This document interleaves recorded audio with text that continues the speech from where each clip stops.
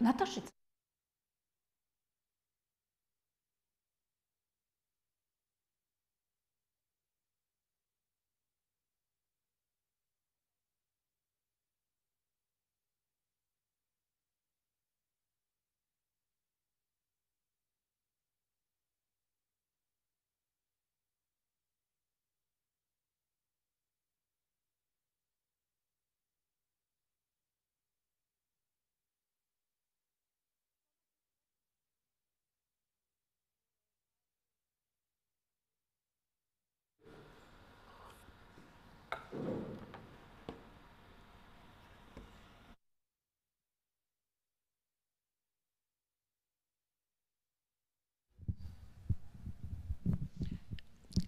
Htjela sam da kažem dobroveče, u stvari je dobar dan, još uvijek je svetlo. Drago nam je što ste došli danas da pričamo zajedno o pravima prirode, prirode sa velikim P. Ja neću uopšte mnogo pričati o tome, pošto imamo ovde divne goste. Ja ću samo najaviti goste koji će učestvovati u ovom razgovoru.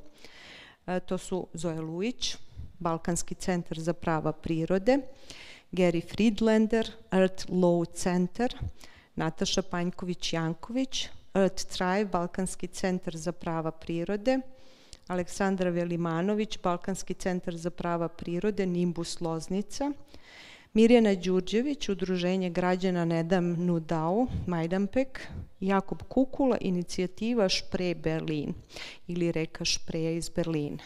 I nama je večeras jako drago što smo u prilici da ugostimo ovako zanimljive sagovornike i da pričamo o jednoj temi o kojoj se inače relativno malo govori kod nas, a vrlo je zanimljiva. Tako da, Zoe, ja ti prepuštam reč i uživajte u razgovoru. Hvala imenjakinju, ja na engleskom preuzimam, tako? Okay.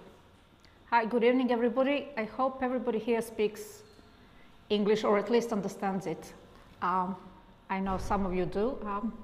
So anyway, as my namesake mentioned, my name is Zoe or Zorica, whichever way you like. I am an expert in rights of nature, at the moment in the process of being accepted as a knowledge expert within the UN program In Harmony with Nature, where you have a roster of worldwide experts on the rights of nature around the world. So what are rights of nature? Very simply, it's right of every living being to life, in one sentence. You as a human being, when you are born, you automatically have, pretty much in every country, your human rights.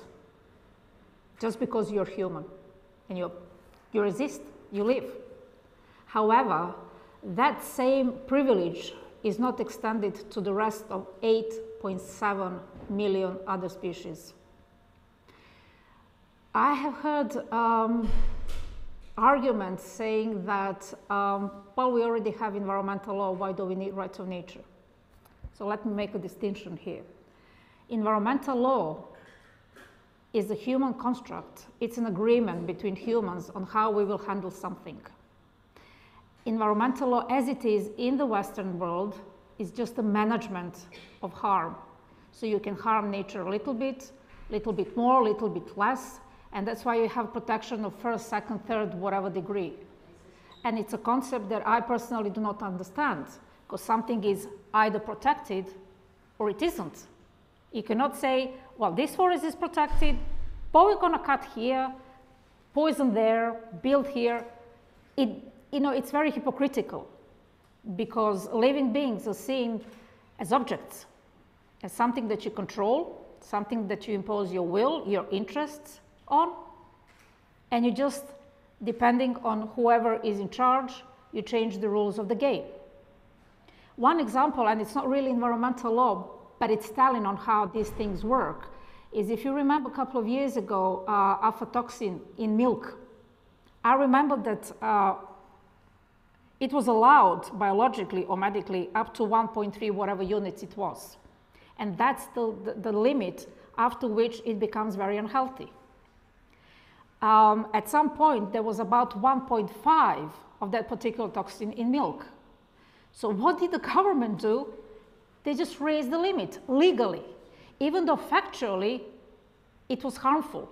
So that's pretty much how the law, as it is in the Western world, functions. It doesn't look at life as life, which is a constant. It looks at interests. And that's what you have in the environmental law currently in the Western world. So it's just a management of life and how much harm you can inflict on that life. A completely different concept, and rights of nature is not improving this, although we are working on improving until we have rights of nature established around the world. But rights of nature is a completely separate concept, new concept, and it's a natural evolution of rights. Because if you go back about 100 years, well, if you go back 50 years, in 1971, in Switzerland, only then did women get their right to vote. Before that, you had children didn't have rights, people of different skin color didn't have rights, but now, at least theoretically, in law, they have equal rights as any other human being. So we have this progression of rights within one species, within human species. What we are talking about here is extending those rights from within one species to all 8.7 million other species. And why in law? Why are we talking about law? Well, human societies, and by extension, the rest of the other societies, living societies, work within the framework of law. Law can allow something, or it can forbid something. But what is important is that the law serves a purpose of well-being to everybody. There is a little bit of history here, so I give you a context.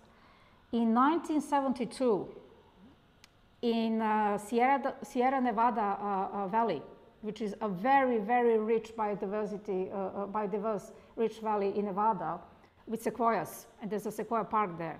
Disney, who's actually a huge, Disney Corporation is hugely ecocidal corporation that people maybe don't know about. But in 1972, they wanted to build a huge ski resort there in the middle of this ancient sequoia resort, park. They wanted to build a resort. Sierra Club, which is the oldest, possibly the world's oldest environmental NGO in the modern sense of the world, they stood up against it, and they started a lawsuit against this particular ski resort. They were refused by the judge on the basis that there was no injury to Sierra Club as such. What does that mean? Sierra Club are a group of humans. Killing all these trees cause no harm to these particular humans. It does by extension, because everything in nature is connected, but that aside.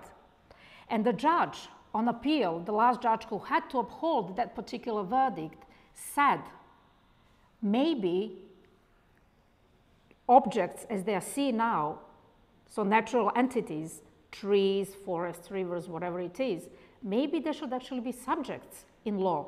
So they themselves have legal standing. Legal standing means you're a subject in law, and if somebody hurts you, you can go to court and say, they're hurting me. These trees, in this concrete example, don't have that privilege. So the judge, and that was a huge dissent, that's a historical thing that he said. It was in 1972. He said maybe nature should have rights in law, standing, because that was the original judgment, saying the trees don't have standing, because they are not recognized as living beings, they're not recognized as subjects in law, and therefore they don't have legal standing to go and say we are being harmed. And that's some sort of beginning of rights of nature, because some years later, in 2010, Christopher Stone, a professor of law in South California University, he wrote a really good seminal book, which I recommend to everybody, which explains quite a lot about this in the way that we in Western world can understand. And the book is called "Should Trees Have Legal Standing?" Because why I keep saying this in Western world? In indigenous old cultures, like in South America, it's a normal thing. because we are all one big community, we are all one big family. You do not see difference between myself and the river. River is your cousin. We're all big, we all come from one. We are not robots, we are not aliens, we all come from one big community. It's just that in the Western world, we have removed ourselves from that community, the rest of the living community. And nature is mostly seen, and I'll give you a really horrendous example of something that is currently happening, but nature is usually seen as this amorphous mass of something out there, without realizing that it's made up of individuals who are suffering. So imagine you have your own family, and if your family was seen as nature is usually seen, you have big family. Let's say there are 5 or 7 of you. Big family for today's thinking. So somebody wants to take something away from you, maybe your garden or whatever. But you live there, you sit there. And there's 7 of you, so let's take away 3 or 4, leave 2, because there's still something left there. But we'll take away the rest of your family because we have interest. That's how nature is seen at the moment. It's just this thing out there. But we are all part of nature. And that's the main problem, because humans have removed themselves from the rest of the 8.7 million other species. But we are all part of nature. So when we talk about rights of nature, we also talk about human rights, and vice versa. It's intricately linked. And that's one thing that people fear, that when we have rights of nature, then somehow human rights will be harmed. The only people who really can argue against rights of nature are people who want to profit from damage to nature. Nobody else. Healthy nature is good for humans as well. So it's very much along the lines of human rights to healthy environment, which, by the way, in Serbia we have in our constitution, guaranteed. Not respected, but it's written there. So I'll just briefly talk about two things of how nature is seen, and it's happening right now. There is a really good group called Non-Human Rights Project, and that's a group of lawyers in America who are working on trying to release elephants from zoos who are suffering there hugely. They're not succeeding, even though they've been trying for 30 years, because obviously elephants are long-lived, because those elephants are objects. They're property of the zoo. They're not seen as living beings who are suffering. But that's within the law.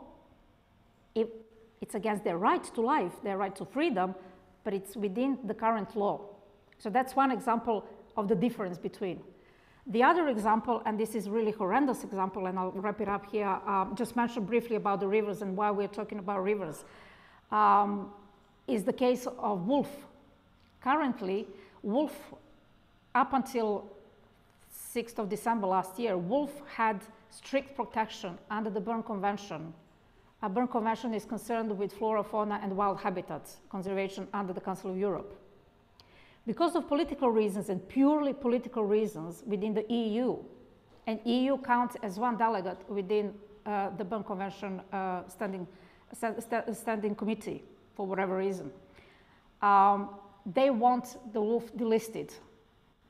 They want the wolf to be reduced, because one wolf ate Ursula von der Leyen's pony, and I'm not joking, it really started from there. And everybody else jumped on that.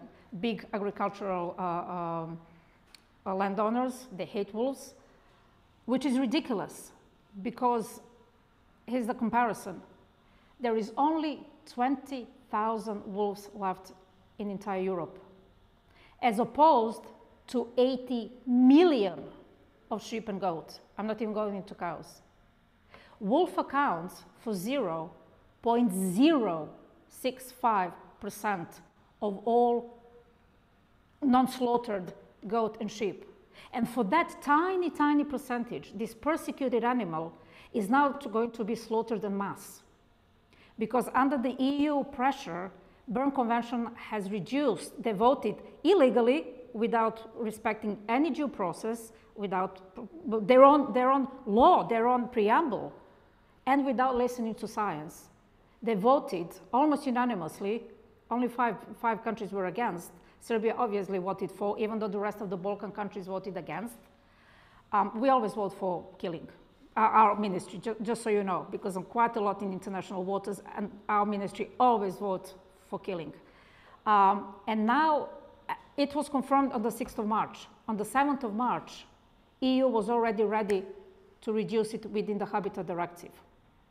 Some of the things that are being proposed as to how to control, manage, and that's what environmental law is, going back to that, is killing it either from helicopter with guns, chasing it around, you know, in mass shootings, poisoning it, sterilizing entire groups. In Switzerland, who people think is a green country, it's actually a monstrous, monstrous government. Some of the worst, some of the, I can't even say it, worst possible decisions I have ever heard come from Swiss government. So what they want to do to wolf communities, and bear in mind that wolves are very, very social animals, way more social than humans. Their families, their communities are so, so close, and they suffer when another member of their family is killed. So they want to kill either all babies under 1 year old, kill babies in their dens, or, and this is particularly disgusting, they want to kill entire community apart from one wolf.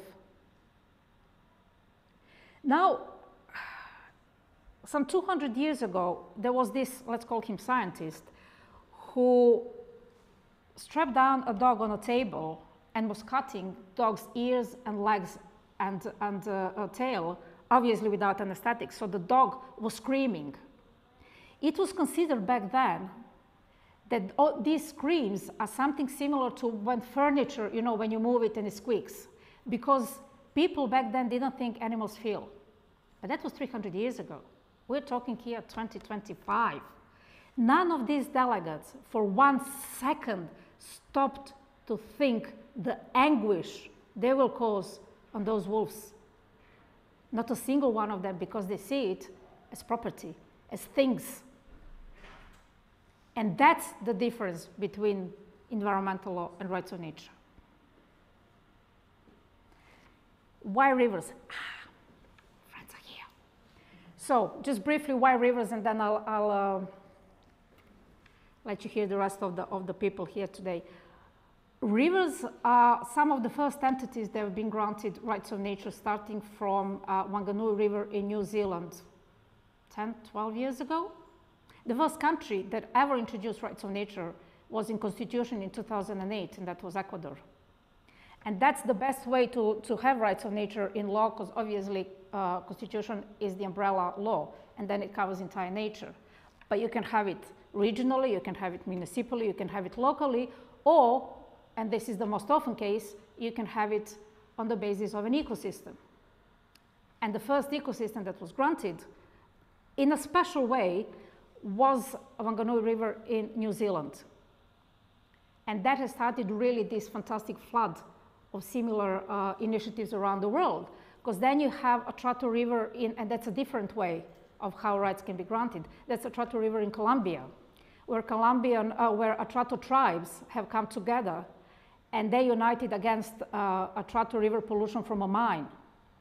They were granted by the Colombian government something called biocultural rights. Because, and that goes back to what I said, they and river are one. So their cultural expressions and river are one and the same. It's inseparable. So they were granted biocultural rights. You have River Ouse in England, which is about to get rights in law. You have river in Spain, I can't remember the name, that already has rights in law. And the first ecosystem in Europe that was granted rights in law is Mar Menor in Spain. So we're not talking about some utopia, some, you know, a fairy tale. It's already happening. And there are dozens and dozens and dozens and dozens of similar initiatives which are very successful in law around the world. And some of them, Gary will talk from Earth Law Center, our big partners. He will mention some of them, so I won't go into that. But rivers are lifebloods, they're veins of our planet. And they're also maybe the easiest ecosystems because they're so defined.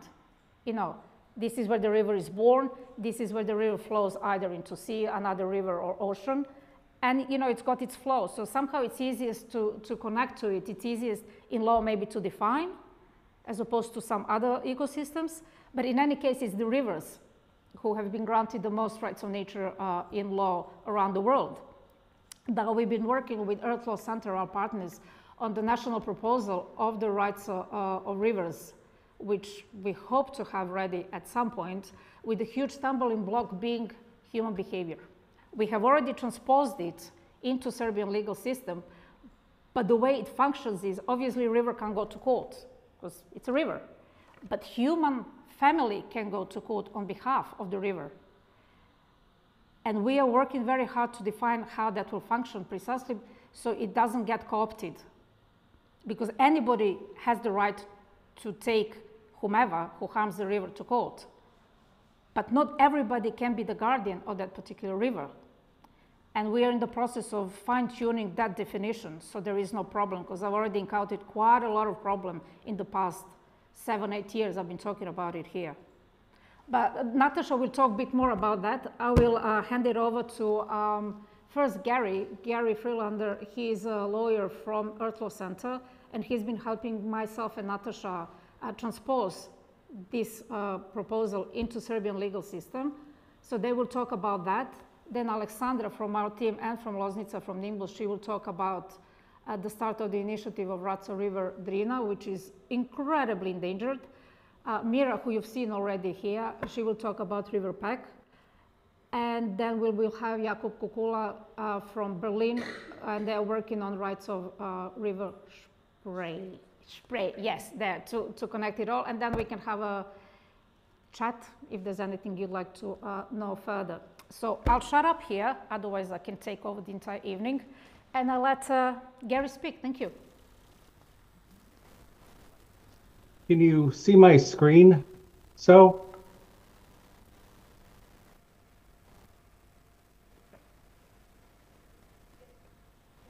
Zoe, can you hear me? Yeah, I can hear you, Gary. Go ahead. Okay, good. I can't see you though. Very good. So thank you very much. Thank you to the Goethe-Institut and to Earth Thrive for inviting me here today. The Earth Law Center and Earth Thrive have been partners now for over 8 years. It's been the Earth Law Center's privilege to work with Earth Thrive through their Balkan Center for Rights of Nature program on the proposed national law for the rights of rivers in Serbia, which you'll hear about today. I am an Earth Law Fellow and also an adjunct professor of law at the University of Illinois at Chicago. So the assumption that natural objects were simply property to be exploited began to be reconsidered, as Zoe said, in 1972 with the publication of Professor Christopher Stone's law review article entitled "Do Trees Have Standing Toward Legal Rights for Natural Objects?" Rights of nature and ecocentric law changes the relationship between humans and nature from one of separation to one of unity. Earth law stems from the fact that humans are an intrinsic part of nature, and our human right to life emanates from the rights of nature. All human rights exist because of nature. So while granting legal status to nature may seem to push the boundaries of law into a realm not before contemplated, remember, providing legal rights to non-humans is not new. Corporations have been enjoying legal personhood in various forms for centuries, embodied in modern laws. Rivers are the arteries of the earth. They play a vital role in the functioning of the earth's hydraulic cycle, and humans have come to depend on rivers for drinking water, for sanitation, vital transportation, for economic livelihoods, for fertile soil, for food, and for recreation. Unfortunately, humans have caused significant pollution of rivers, have diverted and tried to control rivers through dams and other means, causing harm to ecosystems dependent upon the rivers and ultimately impacting the quality of human life. As you can see from the slide, an ecocentric approach providing rivers with fundamental rights shifts cultural and legal thinking away from the river being something to be exploited to an entity upon which humans rely and whose rights must be accounted for and guarded to ensure rivers remain a healthy, part of an ecosystem of which humans are a part. Here are a few examples of the growing body of ecocentric laws recognizing and providing for the rights of rivers. In 2016, the NGO Human Rights and Peace for Bangladesh filed a writ petition with the Bangladesh High Court asking for the eviction of illegal encroachers upon the Tuareg River in Bangladesh and to halt any construction in the basin of the river. The court decided that the Tuareg River, along with all rivers in Bangladesh, had the status of a legal person in Bangladesh, and the court created a new commission to act as guardians. In 2019, the River Ethiop Trust Foundation and the Earth Law Center created the River Ethiop Rights Act, a draft law to grant legal rights to the River Ethiop in Nigeria. These rights include the right to flow unimpeded, maintain its natural biodiversity, protection from pollution, restoration when harmed, and the right to be heard in court, and the appointment of guardians to enforce its rights. As of last year, the law was under active consideration by Nigeria's Delta State House Assembly. In the United States, rights of rivers are being spearheaded by grassroots efforts. In 2021, Ridgeway, Colorado adopted a resolution recognizing the Uncompahgre River watershed along with the living and other things existing naturally within them. In November of 2024, voters in the city of Everett, Washington approved the ballot initiative that gives the Snohomish River the legally enforceable right to exist, regenerate, and flourish. In April of 2022, the Spanish Parliament voted 274 to 53 to ratify the law granting Mar Menor legal personhood. The Senate overwhelmingly approved the law on September 21st, 2022 by a vote of 230 in favor and 3 against, officially making the Mar Menor Lagoon and its basin a legal person. This marks the first ecosystem in Europe to be enshrined with legal rights under a Western system of law. Articles 3 and 4 of the law assign legal guardianship and representation for the lagoon to public administration with support from the local community, scientific committees, and a monitoring commission, in addition to empowering any natural person the ability to enforce the inanimate rights of Mar Menor. Rights of rivers began and continue to be recognized and embodied by law as a result of actions taken by Indigenous people. However, more and more it is being recognized on local and national levels that it is humanity's relationship with nature is out of balance. Species are disappearing at an alarming rate. Environmental changes are occurring much faster pace due to human activity. And I think we've all experienced that over our summers and winters.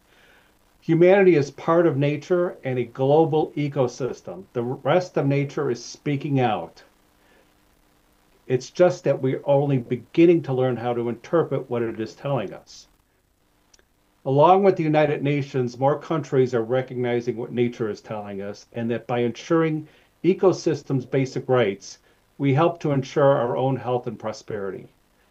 In 2023, at the second United Nations Water Conference in New York, Li Guyang proposed 4 important initiatives. He's the Minister of Water Resources in the People's Republic of China.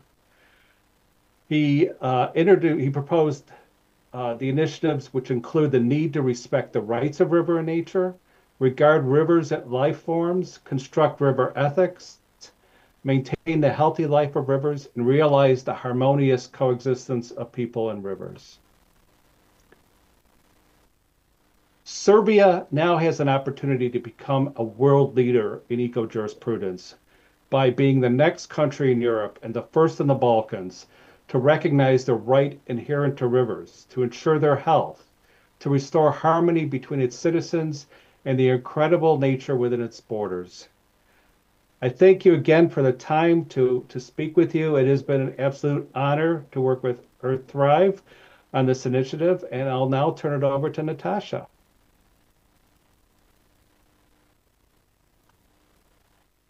Hello to everyone. I'm Nataša, and I work as a legal counsel at Earth Thrive. So today I have an honor of presenting a pioneering project, the draft National Law of Rights of Rivers, Republic of Serbia. This draft legal framework with modern ecological principles and the concept of the rights of nature, as Zoe mentioned earlier. The proposed law grants river legal status, recognizing them as living entities with their own inherent rights. This approach is a major shift from the current legal status of river in our legal system, in our legislation, when they're viewed as natural resources.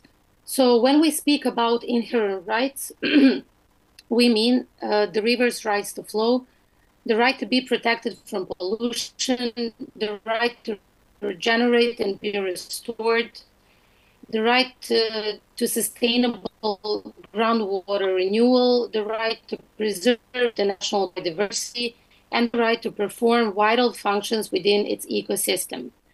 Under this law, an individual or legal entity residing in Serbia, as well as citizens association, will be able to initiate legal actions to defend the inherent rights of river.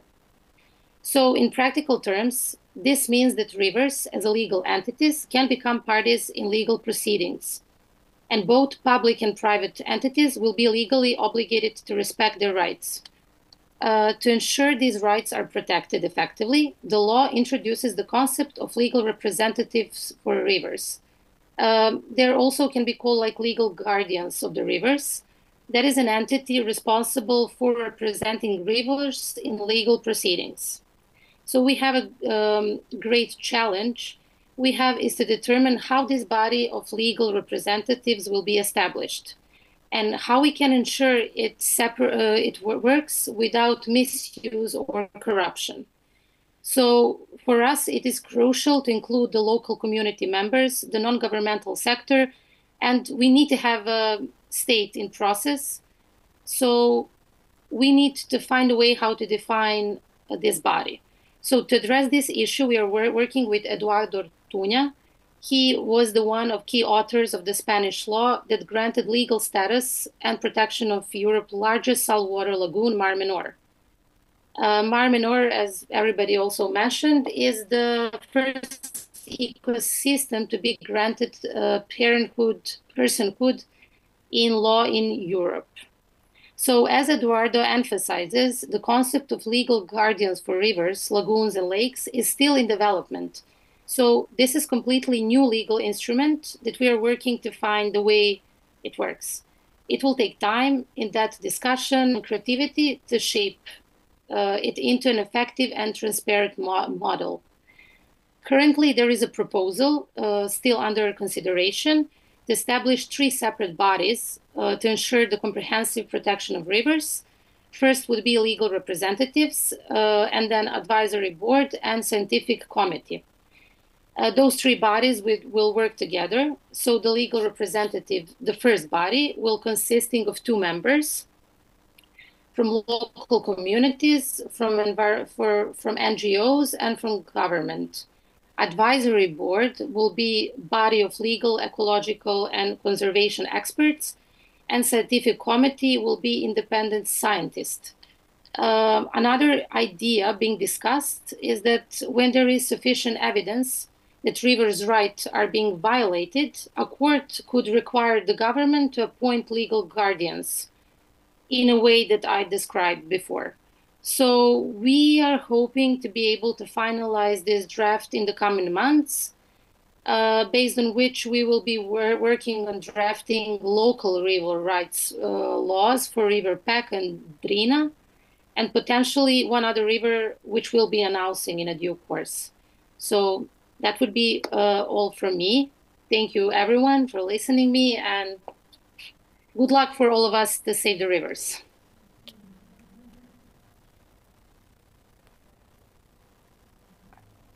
I think Aleksandra is next. Thanks, Nataša. That was good.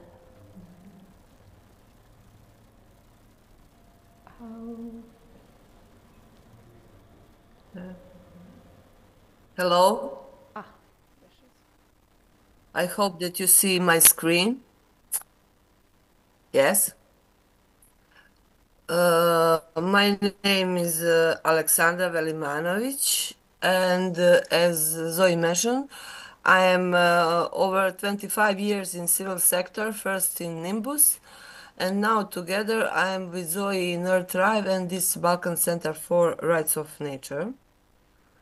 I am going to be a voice, try to be a voice of Drina River, voice of nature, and bridge between people.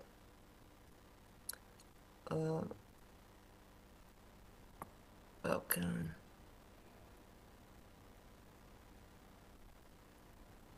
As you can see on this map, River Drina extends over the territory of 3 different countries, 346 kilometers. And for that reasons, Drina have these problems, which I'm going to present you later. When we are speaking about Drina, I am going to quote Society for the Protection and Study of Birds of Serbia. The Ice Age caused the Drina Valley to be the only escape route for many European species. A number of species and the communities in which they live found refuge in the gorges of the Drina, where they are still the only one preserved to this day.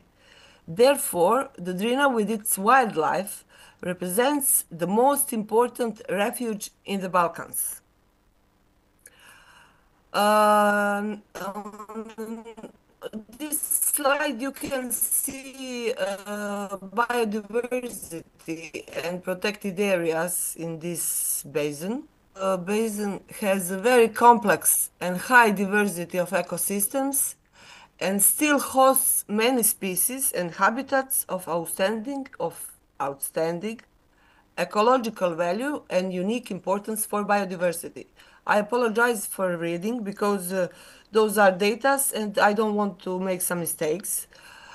Also, wetlands, alluvial forests and meanders, very big diversity of flora and fauna. Then, number of endemic plant species exceeded 130, more than 50 fish species, then over 230 species of birds, and a large variety of mammal species. I will show you some of them a little later. When we are speaking about protected areas, there are some protected areas here in this area, but still only 5.44% of whole this area is protected. In Bosnia and Herzegovina, it is only 3%. In Serbia, it is 5.5%. And in Montenegro, it is 7.9%. And that is far under the European average of protected areas. I hope that you can see this map. What I want to show you is all this yellow is Drina, and this is also proposed protected areas with yellow color. With the light blue color, you can see protected areas here. Red color represents the planned reservoirs for water, and dark blue one represents the existing one. What I want to show you especially are those green dots. Those are planned and existing power plants, and I try to count them. It is over 30. So we have a lot of protected areas and also a lot of pressure. When we are speaking about this area, we can say that it has unique life. Among them are Balkan chamois, then Serbian stick grasshopper, which is called also Pančić grasshopper, then brown bear, and this area is also a migratory route for birds. One plant that we are very proud of it is Pančić spruce. This is endangered.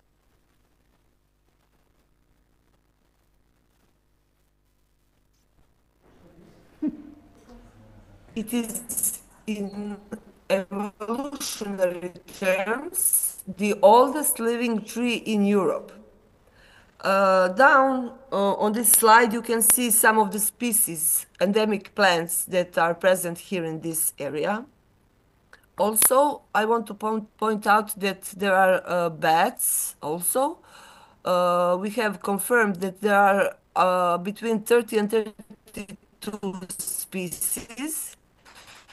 And Drina is also confirmed as a migratory corridor for these species. You can see on pictures some of them. You know, Drina has a lot of species, but we don't have so much time to count, just to read them all. We are coming back to point out wetlands. They are also very important in this area, and they are extensive, and there are also old and new meanders which dominates this landscape.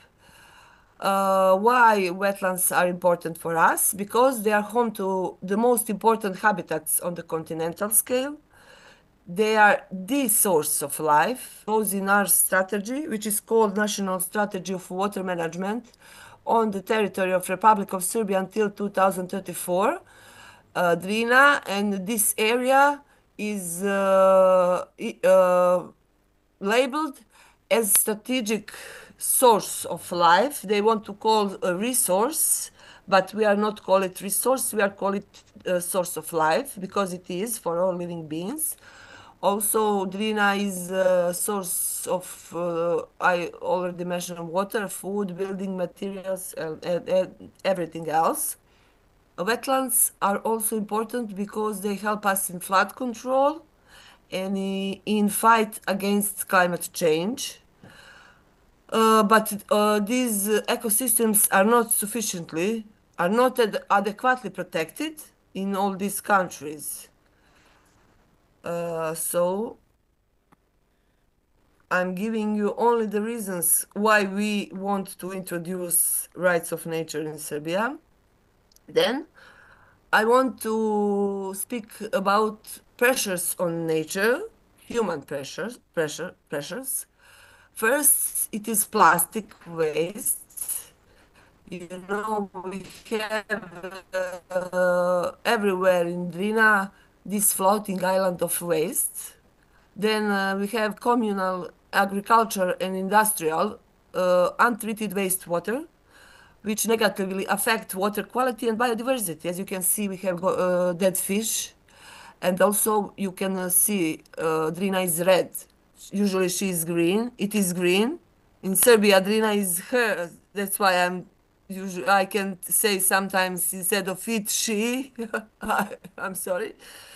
So this red coloring water happened very often, so we think it is problem. Then we have over-exploitation pressure, if I can say like this. We now have hydropower plants, 8, and they are planning 30 plus more. So humans try to regulate water flow in order to grab some sand or something else, or in order to build house on a place where it should not be. So all of this increase coastal erosion and our vulnerability during floods. On this picture, you can see this is small river, and it is tribute to Drina. And Chinese already got permission from Republic Srpska, it is Bosnia and Herzegovina, to build 3 small hydropower plants. and they more than 8 kilometers of tunnel have been excavated. And this is, on next slide, I will speak more about this area called Upper Drina. Just across this, in Republic Srpska, Serbia is planning to build some so-called renewable, I'm not sure what is this pump, but it is called a pumped storage hydropower plant Bistrica. So next, we are asking, is this negligence or intent? Because we see lack of sustainable water and waste management, and we see that this have already caused harm to life in certain sections of the river. For example, Upper Drina, I show you a picture of this small river. One of Drina is facing a wave of large and small-scale dam projects, putting the globally threatened Hučen Danube salmon severely at risk. Possibly the last, I will make mistake here, polluted and most intact section in the entire Danube basin. And any deterioration must be seen as a serious threat to Europe's river landscape. I took this quote from studies from River Watch, so this is proven. Also, I took a study from fish study in which it was involved our university professor, Dr. Predrag Simonović, and they said that Balkan's rivers are of particular value because they provide habitat for over 50 species and placing them among the most significant fish-rich rivers in Europe. So,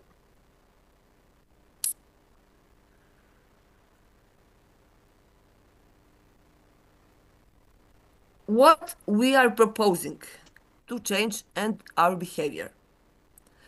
Laws, as they are obviously, don't protect the life of the Drina community. So, Drina rights to be clean, to be healthy, to be inclusive, and to be protected one. But there are solutions. Confluence of European water bodies, it is broader movement, and we are part of it, for recognition and introduction the rights of living beings into legislative. So I called this action Inclusive Action for Nature's Rights Across European Waters. And we, Earth Tribe Balkan Center for Rights of Nature and Nimbus, are working now on recognizing the rights of river, and together with Mira for River Pack. On this slide, you can see map and all our European water bodies. Close to this picture, you can see our diplomatic suitcase. But more about this diplomatic suitcase, you will hear from our artistic director and designer of this diplomatic suitcase, one of them, Jakob Kukula, after Mira. So I want to give some my conclusions. More than 9,000 live here in this area. Beside human species, numerous species still live in the Drina valley, and there are various habitats of exceptional ecological value and unique importance for biodiversity at the national, regional, and European level. The Drina Basin is not adequately protected given the fact that it is home to above average biodiversity. Drina connects East and West, different religions and different nationalities.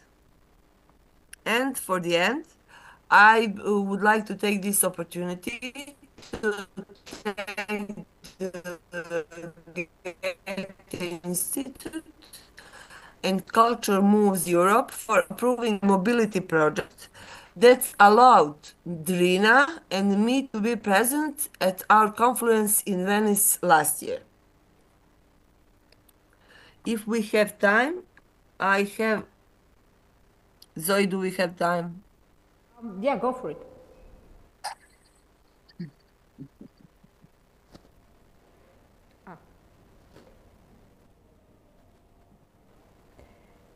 That's a beautiful river, Trina.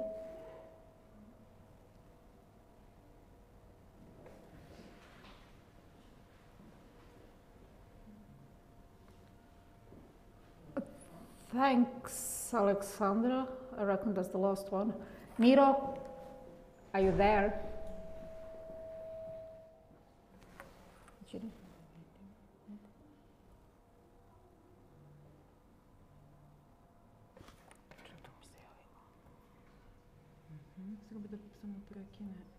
Thank you very much.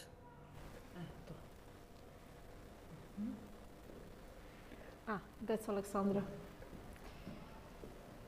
Now, Miro.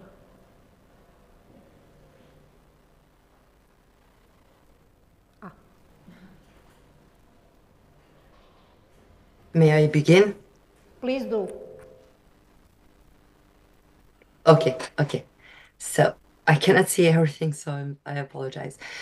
So the presentation of mine is called "The Peck River is Dying."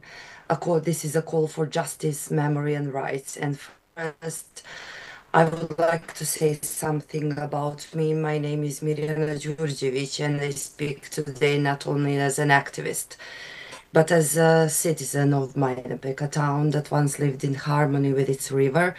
I represent the Citizens Association Edam Nudau, a grassroots group dedicated to protecting the natural and democratic rights of our region. We fight for transparency, justice, and the right to live without fear of poisoned air, land, or water. I'm here on the behalf of many, those who are too tired, too afraid, or too silenced to speak. And now I see how it works. I apologize. Okay.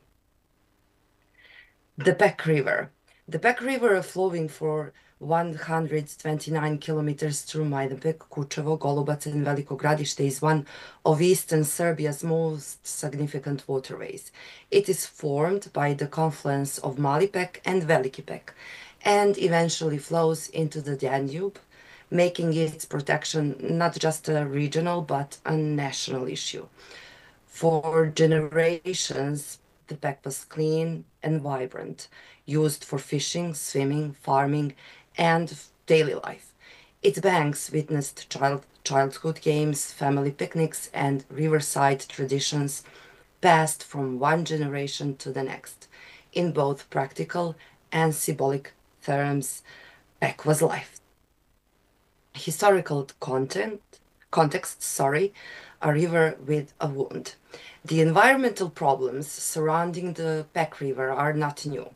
For decades, waste from RTB bore mining complex, including its Majdanpek operations, has polluted surrounding rivers. One of the most serious environmental disasters occurred half a century ago when a dam at a tailings pond in the southern... Miro, No. promeni slide. Sorry. Next slide. In the southern mining zone collapsed. Toxic sludge poured into the river, destroying almost all life downstream. It took decades for the ecosystem to begin to heal. Later, with the open water mining zone, reportedly containing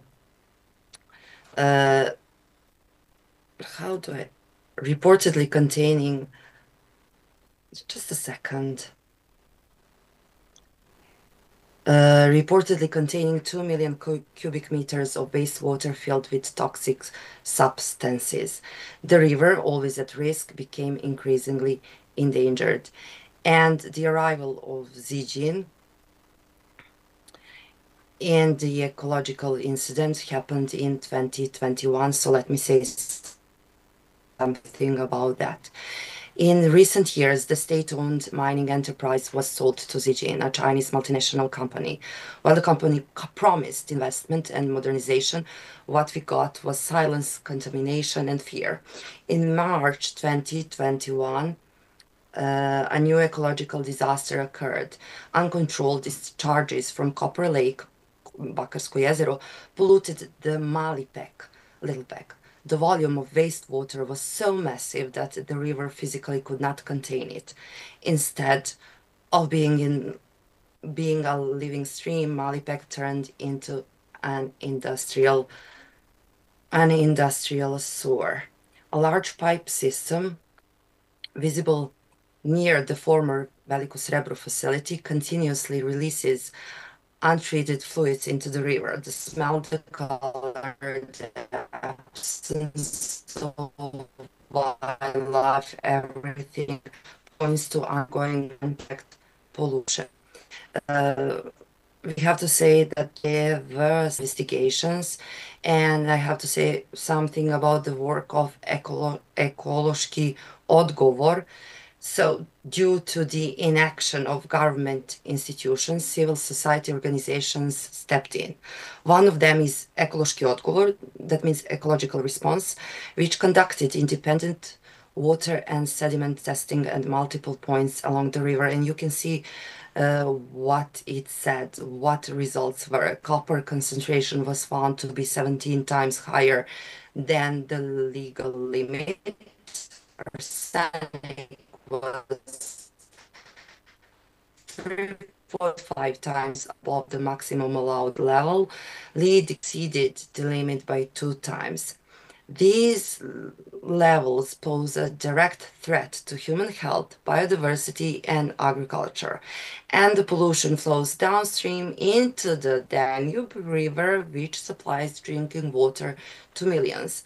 Following these findings, the Regional Center for Renewable Energy and the Environment, RERI, filed a criminal complaint against Zijin. However, instead of facing a trial, the case was settled using the legal mechanism of opportunity, in which Zijin paid a fine of 900,000 dinars, which is, I cannot transfer it to euros, convert it to euros, and an individual company representative paid 1 Hungarian causes. So as we can see, there is no justice, no restoration, no change. And what Ekološki odgovor said is also important. The state is passive, institutions are silent, and citizens live in fear and uncertainty. Legal framework. Our rights are being violated. Under both Serbian law and citizen has the right to a healthy environment. The law on environmental protection guarantees access to environmental information. Serbia is signatory to the Aarhus Convention, which ensures the right to know, the right to participate in decisions, and the right to seek justice when those rights are denied. But these laws mean nothing without enforcement. In the case of the Pek River, the state is failing its people. There are no public reports, no regular testing available to citizens, and no accountability. This is not just pollution, it is a system violation of human rights. So what we see every day, these are some testimonials of citizens living nearby Molenbeek, and they say we used to fish here with. Oops, again.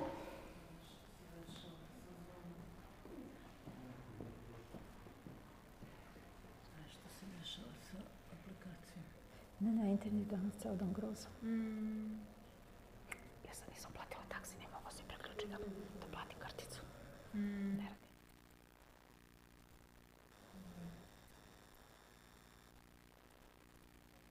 Internet skoro ceo dan.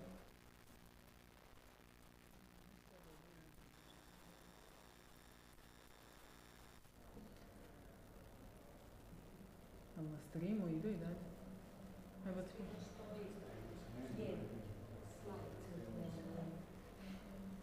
Jer Jakob se treba. Pa ne znam. Do interneta? Ne, ceo dan internet grozno. Evo ga, tu smo. Ajde.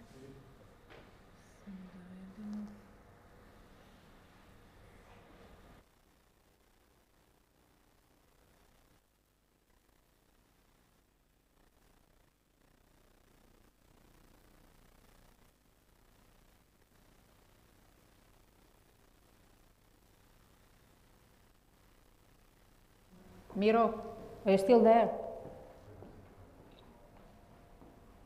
I think you more or less finished what you had to say, but just in case not, can you just stay behind, and if there are any questions you can hopefully reply. The next presenter will be Jakob Kukula from Berlin. He is one of the artistic directors of this international confluence of waters that we are a part of, or rather water bodies in Serbia, Drina, Pek, and Reva, as of tomorrow. Water bodies that we are working on rights of, right to exist, really. But Jakob from Berlin is one of the artistic directors and initiators of the diplomatic suitcase, in which we have put various artifacts and little bottles of water from these water bodies, so we need one forever. And he is working on the rights of River Spree in Berlin. There he is. So he'll talk about that now, so we can connect our initiatives with Berlin Initiative and the rest of Europe, which you could have seen on that map that Aleksandra presented, the green map with various, mostly rivers. Reva's going to be the first wetland and the only one so far. Yes, yeah. Okay, finish off and then Jakob will. So I will continue. I was talking about Nedam Buddha, which is a great part of my identity. So I don't know what you heard, but in 2022, our association stood up in a defense of Mount Starica, a natural landmark threatened by mine expansion. We protested for over 100 days, documented every violation, slander.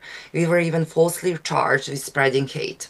Our fight was for the land above, but we never ignored the water below. While we were on the front lines of the Mount Starica defense, others were raising their voices for the Pek River.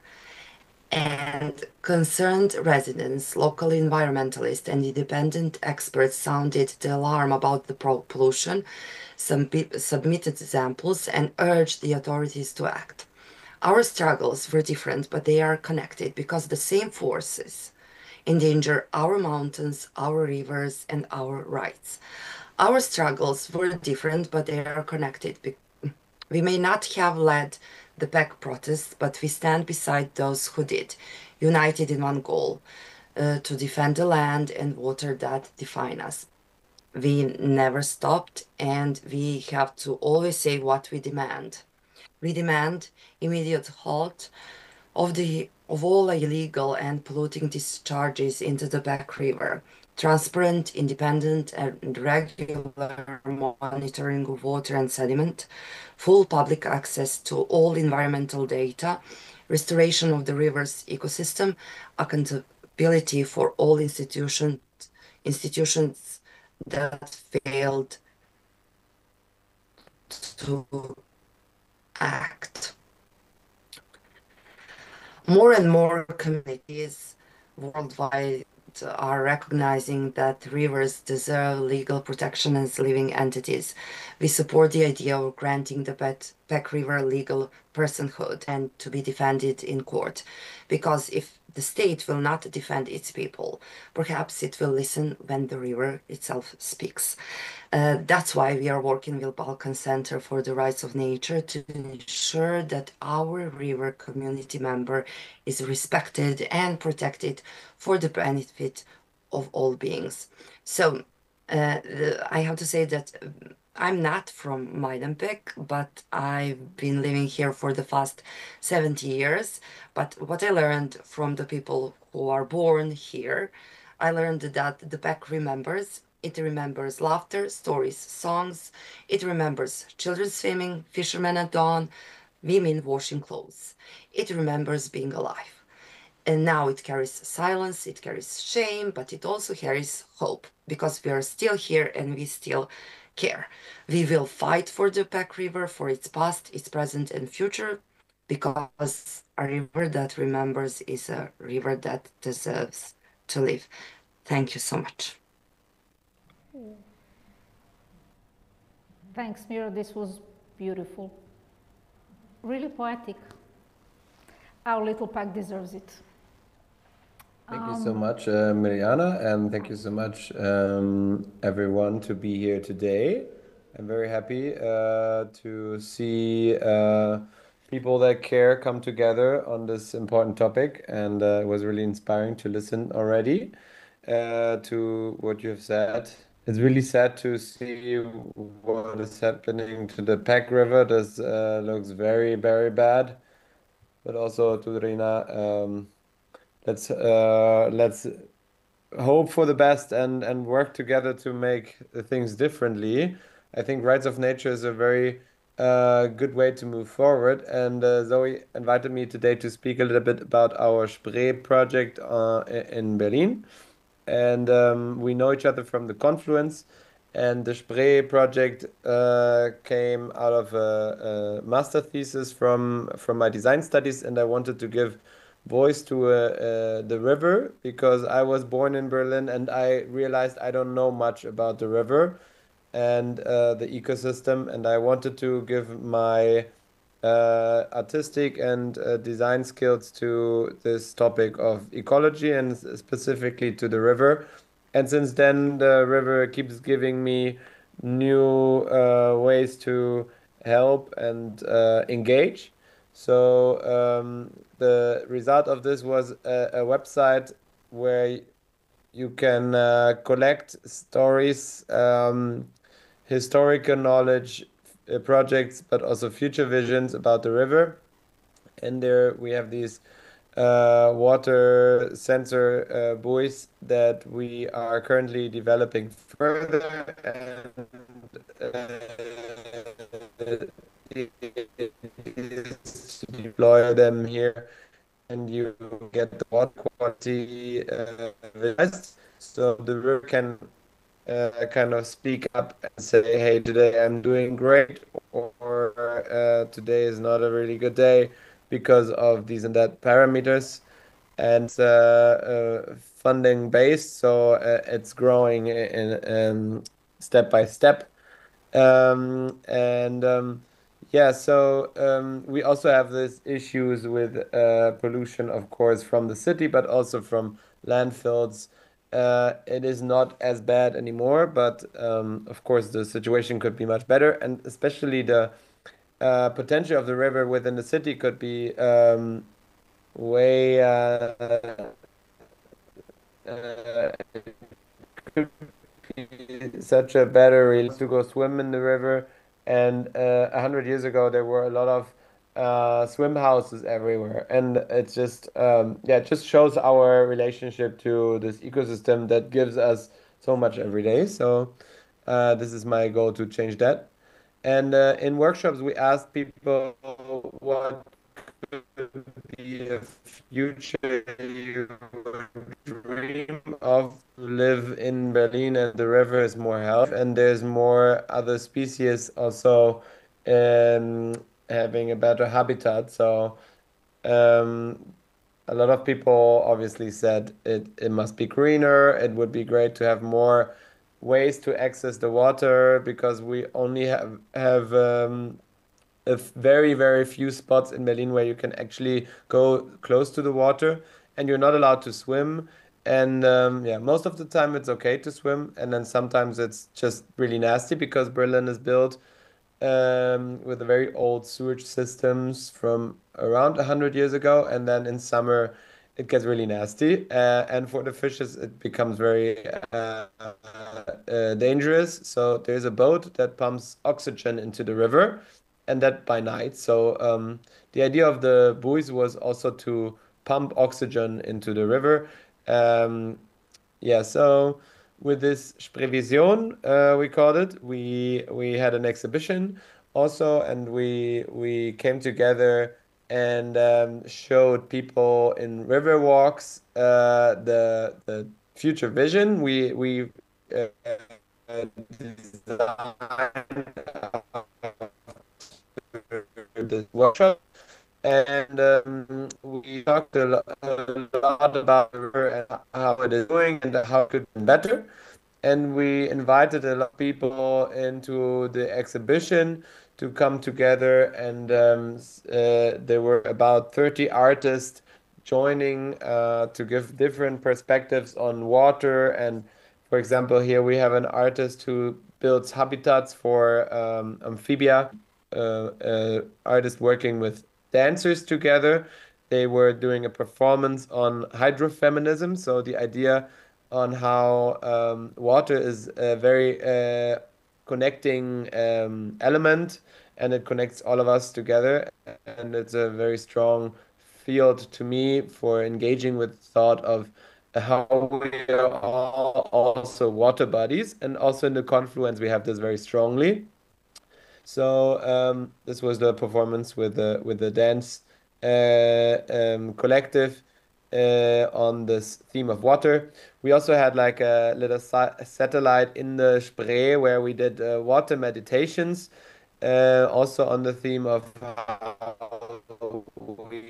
we connect with water, and also how deeply we are coming from the waters. So yeah, from this exhibition, next was to go to Mar Menor, which was very similar feeling of care, people coming together on behalf of waters, speaking up for waters. And a very special moment here was to get to know rights of nature better, and to at least in Europe for now, but also learning a lot from the Wanganui River community, how to protect water bodies through activism and through artistic activism. So it's a really nice community. I really felt home here, and it really motivated me to go on with the project and ask for the rights of nature. Here are it's a really cool image. We went by the Mar Menor and learned a lot, and saw a lot about the ecosystem, also destroyed by the agriculture around it. And yeah, now it made its way to the Constitution, so we're really excited to see what comes out of this now. And here we were invited to think of a tool that will represent the network.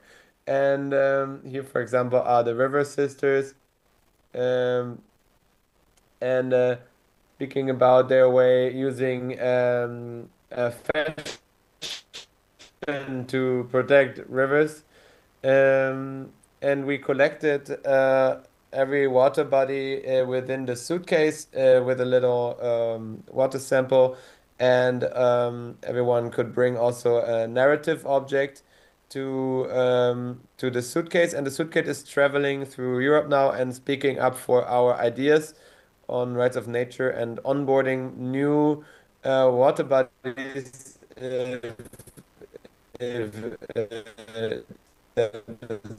For or anyone who wants to stand up for water bodies.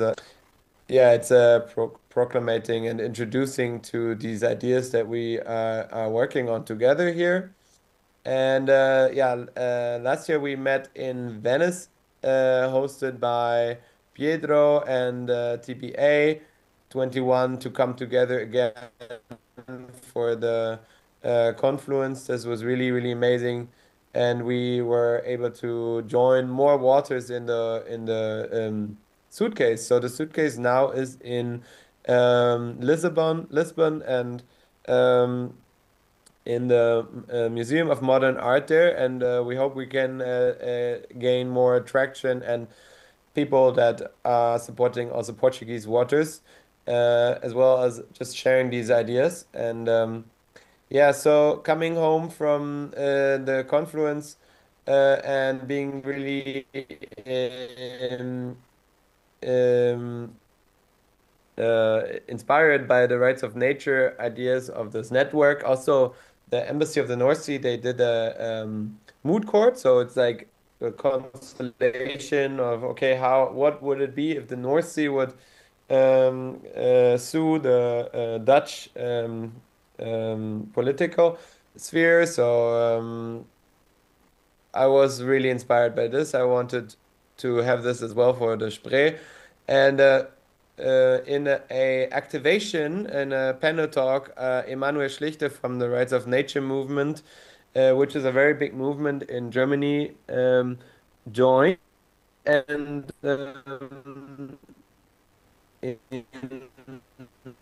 the listening people that came by, curating a big exhibition in the Humboldt Forum, is a big institution in Berlin, and they wanted to exhibit the buoys and also draft on the rights for the Spree. So now, together with a group of lawyers, there is a long drafting process for this law for the Spree. It's in German now. I will ask if I can share this with you because it's still in the draft session, but it would be amazing to share this.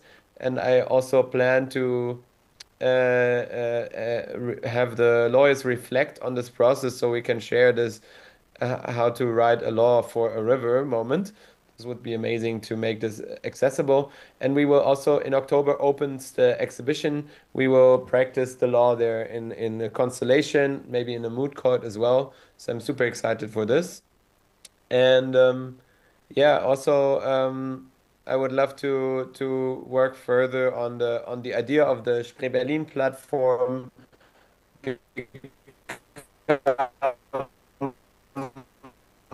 Open for other rivers to join, even have PEC or Drina become part of this rivers network. I mean, now in the confluence we are speaking generally about water bodies in Europe, but something there's specific also about rivers. So yeah, I will just keep you updated if that's interesting for you. And yeah, thank you so much for having me. And I think it's really important to come together to work on this together. That was brilliant. Many thanks, Jakob. Very inspiring. The diplomatic suitcase that he mentioned, at some point it should come to Serbia as well. We were hoping to bring it this year, but it's not going to happen. It'll have to be next year sometime. Where there are bits and pieces either from the water body herself, or whatever connects humans to that particular water body.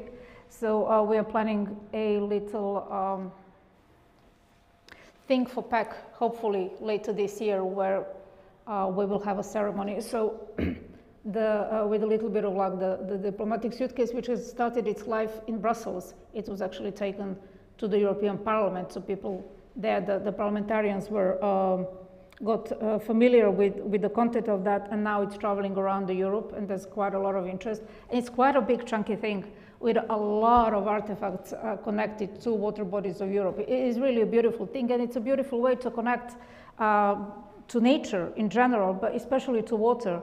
And Jakob is very lucky to be working in Germany, where they can afford to do stuff like that. We are here in the Balkans fighting a little bit more for dear life. So it's slightly different approach, slightly different concept, but it's really beautiful to see that, you know, you can still do it through art, through something noble and inspiring, rather than just negative fighting and fighting and fighting. So we are hoping to combine the two, and we have plans also to work on rights of water bodies in nature. Well, water bodies mostly, Drina, PEC, and some other water bodies with our Mirko on the artistic expression of rights of nature, because that's his thing. He's currently in Stockholm doing a postdoctoral research on art, suit of deep ecology and arts. That's from me. If you have any questions or anything, please do ask. I appreciate this has been quite long and the internet's been very tiresome, so I hope you managed to hear at least something out of it all. But in any case, we are here to stay. We will just be bigger and bigger. This is the fastest growing environmental and legal thing literally in the world, really spreading like I was going to say like a fire, but it's really a bad thing to say. It's really spreading very fast around the world, and in Europe, it's growing a lot. I'm one of the founders of the European Hub for Rights of Nature, and when we started, there were very few of us, some 6 years ago, this coming May. But now we already have a couple of water bodies, and it's usually water bodies. They already have rights in law in Spain, two, one coming up in the UK, of all places. In Ireland is a beautiful surprise. They only started 4 years ago in their opposition to gold mine. It was local opposition, and right now they're talking about introducing rights of nature literally in their constitution. It's at the parliamentarian level within 4 years only. We have a couple of initiatives in Sweden, which is inundated with mining. France, quite a lot of them. River Seine in Paris is an honorary citizen, has been pronounced an honorary citizen just the other week, I think. So that France is really big. Netherlands, huge. They have quite a lot of initiatives. One of them, North Sea Embassy. There is Wadensee. There is another river with a short name I can't remember. Germany, also quite a lot happening in Germany. In the south of Europe, just us here, but we are growing very quickly. Italy is really big and mostly in academia. University of Bologna, University of Siena, they actually have courses and professors at a very high level working on rights of nature within the educational system. So yeah, we are growing very, very quickly, and I'm very happy to say that. That's us, really. We started off with these few rivers. Now we have our Revica as a member, and yeah. Our Professor Simonovic here has been on board from the beginning. One of, I have to say, not everybody understands it. And our biggest opponents, this might surprise you, maybe not, having heard what I said originally, are environmental lawyers, because they're so within their box and they think within the box, and they just can't understand for the life of them why we need rights of nature. But then there are wonderful people who just get it like this, like Peja or Anna or some other people who have joined, like Mira and Aleksandra, our entire team. So yeah, it's a challenge, obviously, but we are here to stay, so. Thank you, Zoe.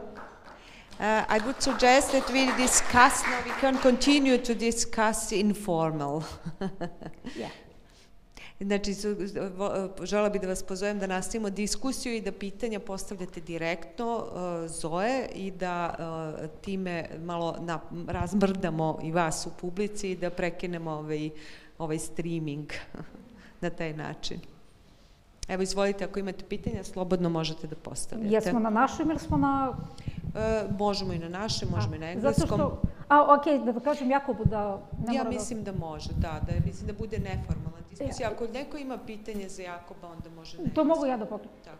Jakob, we're going to switch to Serbia now, so you don't have to stay if you've got other stuff to do. We're going to go into domestic mode. But thank you so much for the participation, and I'll see you in the Netherlands in September. Good luck. Bye.